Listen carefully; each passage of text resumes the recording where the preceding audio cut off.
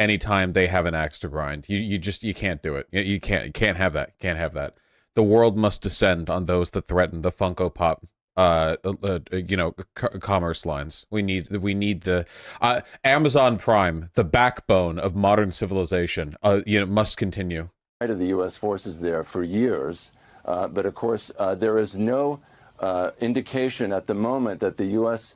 is taking any action inside Iranian territory. So the these spice must flow. Are taking place in Iraq and Syria, where those militia groups are based and where they operate. But of course, there's a challenge here. Once the U.S.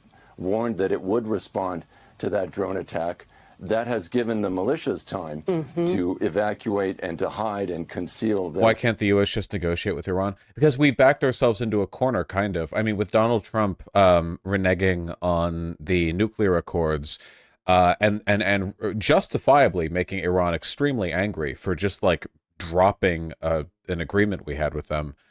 They don't really have any reason to trust us, you know?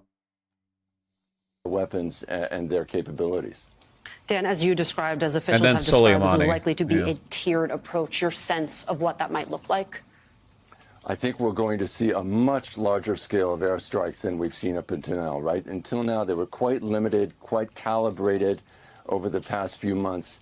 This is going to be a much larger scale, involving a lot more aircraft, a lot more missiles, dozens of targets, I would guess, judging by what they've been indicating in advance. And then keep in mind, too, at some point, I think it's fair to assume there will be strikes at sea, or excuse me, against the Houthis in Yemen, who've been attacking those commercial ships in the Red Sea.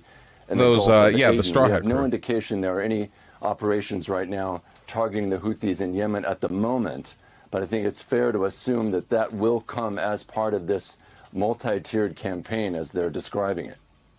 Joining us now, retired four-star general and MSNBC military analyst Trump assassinating Soleimani was one of the worst actions of his presidency. Oh, unironically, yeah, for sure. It basically like made any kind of diplomacy with Iran impossible, at least for the near future.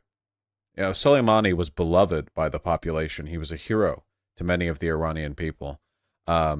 Just up and murking him, you know,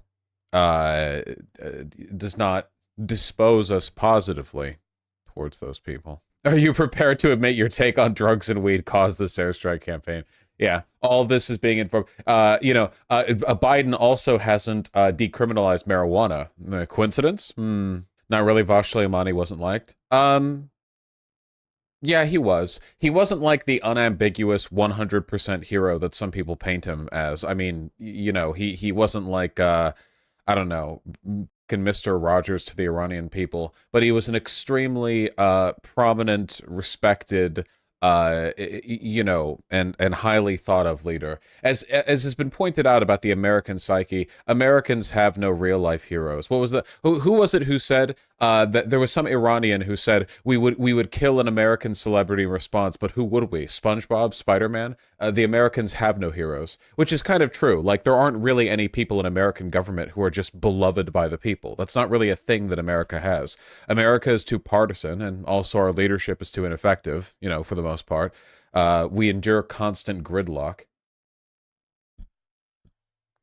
That's a good thing. I actually think it's an extremely bad thing. I think it's good for societies to have heroes. If a society can't have heroes, that either means that, like, it's too polarized to produce them, or the circumstances are so dire that nobody can rise to the occasion. You know, I think it's important to have just, like, you know, broadly respected and effective, figures in society or government or whatever else. But we don't have them. So there's not really much of a comparison. Do you mean strongmen or heroes? When did I say strongmen? Why would I say... Do I mean strongmen or heroes? I said hero every time. When did I say strongman? When would that be the thing that I said? Do you mean we need heroes or Hitlers? I misheard you. What? I'm not so sure about that. Vosh, heroes create cults of personality. Everyone creates cults of personality. All leaders do. I'm not talking about, like, no, whatever. You can project your own whatever onto what I said. The idea that a hero is a bad thing is again, this is like an American disease. I'm moving on. McCaffrey, General McCaffrey, what are you looking for as this story develops? Well, I think since the strike on Tower 22 with a pretty significant U.S. casualties, three killed in action, more than 50 now reporting wounded in action, U.S. intelligence has been blanketing the region, trying to see where the threats are.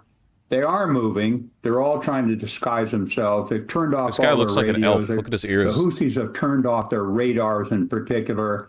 But we've been watching them moving. So I won't think that we have lost much in terms of delaying multiple days. If anything, we've added to it because they get them up and running. As Dan very accurately reported, this is going to be a multi-week probably response, hopefully decentralized. It will involve both U.S. Navy and Air Force power. There may well be classified aspects to it. In other words, Delta Force going into Syria or other places and snatching some of these leaders, never mind cyber warfare and economic action. So as Secretary Austin stated, we got to degrade capabilities and not just do a one-off campaign. To your point about what Defense Secretary Austin said yesterday, he said specifically, it's time to take away. This is like a lesson we keep getting forced to learn over and over and over again. We're not interested in learning it. You can't defeat insurgency. It's not possible. You can't bomb insurgency into non-existence. We couldn't beat the Taliban. You know, the Taliban took Afghanistan back the nanosecond that we left. We never beat it in Vietnam. The Soviets couldn't beat it in Afghanistan. You know. It just doesn't work. The only reason there's been any effectiveness in pushing back against ISIS in the Middle East is because ISIS is so monstrous and so easy to hate that they don't do a very good job of embedding themselves in the population, you know? ISIS is, I guess, I don't know, toxic or caustic enough that they don't have the ability in many cases to kind of blend into the people in you know, in the countryside, as well as like the Taliban does, you know. So we can bomb all of these Iranian-backed militias all we want. We're not doing anything. Even more capability than we've taken in the past. Give us a sense of scope. What might that look like? Well, it's the toughest target is still the Houthis, the Red Sea, enormous economic consequences. It's affecting world trade. It's driving up prices. The Egyptians remain mute with their Suez. I agree with the bombing of the Houthis, but aren't they just insurgents of the Red Sea? No, the Houthis effectively are the government of Yemen. They control the vast majority of the population. They're not an insurgency. They operate as a government. Also, like, we're not trying to defeat... The point of striking them isn't to defeat the insurgency there, even if there was one. It's to keep them from doing random piracy, you know? With Yemen, they control, like, the territory that contains 80% the population of Yemen. They control the power... They control the important part of Yemen. You're correct, but to be fair, the British defeated insurgency in Malaysia? Suez Canal losing revenue. So what you do about the Houthis is hard to program. You know, you got about a third of the country. It's a Shia militia organization, very closely allied with Iran. It's got some... Malaya back then, now Malaysia? Another gap in my knowledge. Today, at my direction, U.S. military forces struck targets in Iraq and Syria that the IRGC and affiliated militia used to attack U.S. forces. We do not seek conflict in the Middle East or anywhere else in the world, but to all those who seek to do us harm, we will respond, which guarantees inevitable conflict, because as long as we're here, we will inflame, like, insurgent response to our presence, which means that we'll always be doing this back and forth forever and ever and ever and ever and ever and ever and ever and ever and ever. Nice. Fairly significant weapon. Guys, just one more decade of Middle Eastern occupation, guys. Guys, just one more guys, trust me, bro. We only need one more decade of being stationed in the Middle East, okay? Just one more, and we'll finally be done.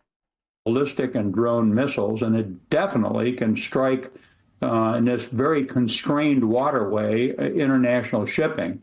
That one's a real challenge. I think the terrorist organizations in both Syria and Iraq, it'll have to be